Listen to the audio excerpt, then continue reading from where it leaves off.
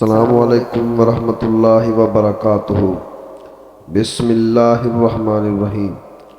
محترم ناظرین، امید کرتا ہوں کہ آپ حضرات خیر و عافیت سے ہوں گے۔ میری دلی دعا ہے کہ اللہ تبارک و تعالیٰ آپ سب کو خیر و عافیت سے رکھیں، آمین۔ محترم ناظرین، حاضر خدمت ہوں ہمیشہ کی طرح جنسی و جسمانی معلوماتی ویڈیو کے ساتھ۔ ہماری آج کی ویڈیو کا موضوع ہے اورل سیکس یعنی منہ میں نفس ڈالنا۔ محترم ناظرین، ایک چیز دیکھنے میں آئی ہے جو کہ ہمارے معاشرے میں بہت زیادہ عام ہو چکی ہے اور حیا کے خلاف بات ہے، جو کہ آج کی نوجوان نسل میں بہت زیادہ پائی جاتی ہے اور مبتلا ہے، جس کو اورل سیکس کہا جاتا ہے۔ اور میں نے جیسے آپ کو پہلے بھی بتایا ہوا ہے کہ اس کو بیان کرنا اور بتانا ہماری ذمہ داری ہے، تو یہ چیز بھی انگریزی فلموں سے اور فحش فلموں سے ہماری نئی تیزی سے سرایت کر رہی ہے، اور لوگ اس بارے میں علماء سے بہت زیادہ مسائل پوچھتے ہیں۔ خواتین بھی اس بارے میں پوچھتی ہیں جو کہ اس میں مبتلا ہیں، تو اس کا مسئلہ بھی بہت یاد رکھیں۔ اللہ تعالیٰ نے حالت حیض میں جیسا کہ زوجہ سے ہم بستری کو حرام قرار دیا گیا ہے کیونکہ اس میں گندگی ہے۔ اب آپ دیکھیں کہ وہ گندگی اس درجے کی نہیں ہے جتنی اورل سیکس میں گندگی ہوتی ہے۔ اگر اس میں آپ ڈسچارج ہو جائیں، جو ہم بستری کرنے والا انسان ہوتا ہے زوجہ سے، وہ اگر منہ میں ڈسچارج ہو جائے تو آپ سوچیں کہ اگر اللہ تعالیٰ شرمگاہ کو گندگی سے بچا رہے ہیں، جس کی وجہ سے حیض کی حالت میں ہم بستری کو حرام قرار دیا جا رہا ہے، تو منہ جس سے انسان کھانا کھاتا ہے، جس سے کلمہ پڑھتا ہے، اور جو انسان میں سب سے اشرف عضو ہے، سب سے زیادہ معزز اور مکرم عضو ہے، اس میں ایسی گندگی کو ڈالنا کہاں سے جائز ہو سکتا ہے، کہاں سے حلال ہو سکتا ہے؟ تو بعض متجدد قسم کے لوگ جو اس کو حلال قرار دے رہے ہیں، تو یہ بات بالکل غلط ہے۔ یہ بات خود ذہن میں رکھیں کہ اورل سیکس کے ذریعے اپنی خواہش کو پورا کرنا اس طور پر کہ ڈسچارج ہو جائیں انسان جو کہ ہم بستری کر رہا ہے بیوی کے منہ میں، تو یہ بالکل غلط اور ناجائز ہے، کیونکہ یہ غلیظ اور ناپاک گندگی ہے اور ناپاک نجس چیز ہے۔ بعض حضرات یہ کہتے ہیں کہ منی پاک ہے، مگر یاد رکھیں کہ منی کے پاک ہونے کے دلائل مضبوط نہیں ہیں، بلکہ ناپاک ہونے کا دلائل بہت زیادہ مضبوط ہیں۔ سب سے پہلی دلیل ہے کہ قرآن مجید میں آتا ہے کہ ہم نے تمہیں غلیظ اور پلید پانی سے پیدا کیا، ذلیل پانی سے پیدا کیا، تو اس میں بھی اشارہ ہے کہ منی ناپاک چیز ہے۔ دوسری بات یہ ہے کہ حدیث میں آتا ہے کہ حضرت عائشہ رضی اللہ تعالی عنہا فرماتی ہیں کہ رسول پاک صلی اللہ علیہ وآلہ وسلم کے کپڑوں پر اگر منی لگی ہوئی ہوتی تھی تو صحیح بخاری حدیث میں ہے کہ اس کو خراش کر صاف کرتی تھی، پھر آپ صلی اللہ علیہ وآلہ وسلم اس میں نماز پڑھا کرتے تھے۔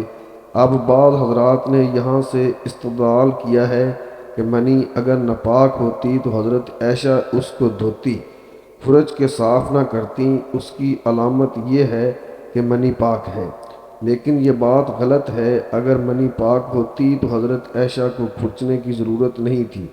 بات یہ ہے کہ وہ نجاست جس کا ایک باقاعدہ جسم ہوتا ہے اور وہ کھرچ کے جسم سے یا کپڑوں سے الگ ہو سکتی ہے، تو اس میں نجاست کو پاک کرنے کا طریقہ یہ ہے کہ اس کو کھرچ کر صاف کر دیا جائے۔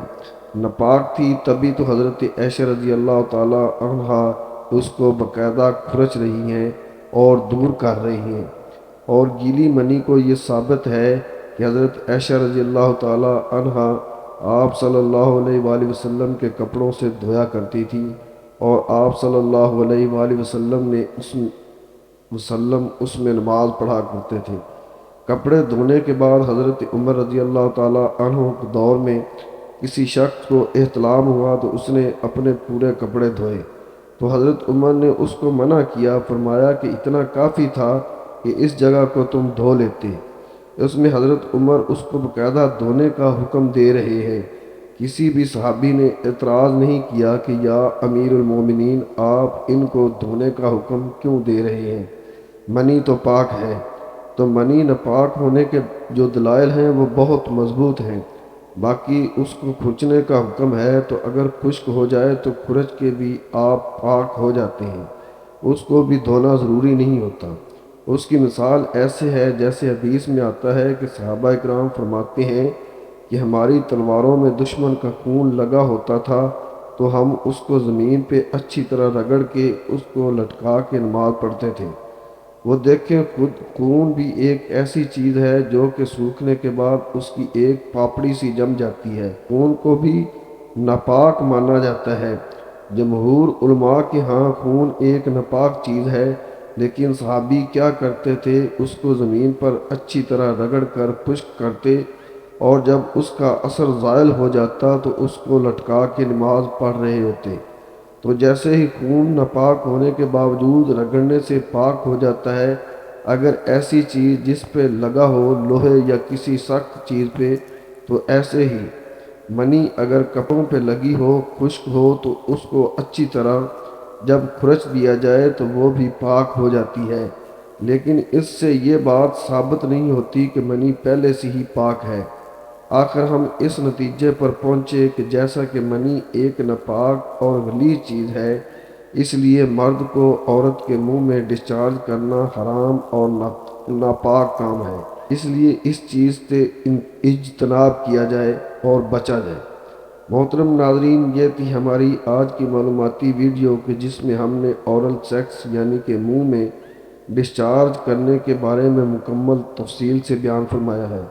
امید کرتا ہوں میری آج کی یہ ویڈیو آپ کو بہت پسند آئی ہوگی۔ اگر ویڈیو آپ کو پسند آئی ہو تو ویڈیو کو لائک اور شیئر ضرور کر دیں، اور میرے چینل کو سبسکرائب کر لیں۔ اگر زندگی نے موقع دیا تو ملتے ہیں اگلی ویڈیو میں ایک نئے موضوع کے ساتھ۔ تب تک کے لیے اللہ تعالی ہم سب کا حامی و ناصر ہو، آمین یا رب العالمین۔